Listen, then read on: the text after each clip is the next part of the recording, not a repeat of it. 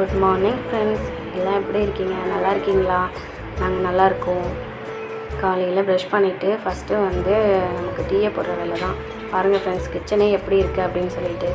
Tea குடித்தாதாங்க friends நமக்கு அந்த நாளே நல்லா இருக்க மாதிரி ஒரு ஃபீல் ஆகுது. உங்களில் யாருக்கு இப்படி இருக்குன்னு சொல்லுங்கள். அதுக்கப்புறம் காராமணி நைட்டே ஊற வச்சுட்டேன், குழந்தைங்களுக்கு அவிச்சு கொடுக்கலாம் அப்படின்னு சொல்லிட்டு. அது அடுப்பில் வேக வச்சுட்டு மதியம் சமைக்கிறதுக்காக அரிசி கழுவி ஊற வச்சிட்ருக்கேன். இப்போயே ஊற வச்சா தான் மதியம் சாப்பாடு செய்கிறதுக்கு நல்லாயிருக்கும். ஸோ அதான் செஞ்சிட்ருக்கேன். காராமணி அவிச்சதுக்கப்புறம் குழந்தைங்களுக்கு கப்பில் கொடுத்தோம் அப்படின்னா சாப்பிட்டுப்பாங்க. மார்னிங் அதுதான் பிரேக்ஃபாஸ்ட்டு. மதியம் சாப்பாடு மட்டும்தான் வடிக்கணும்.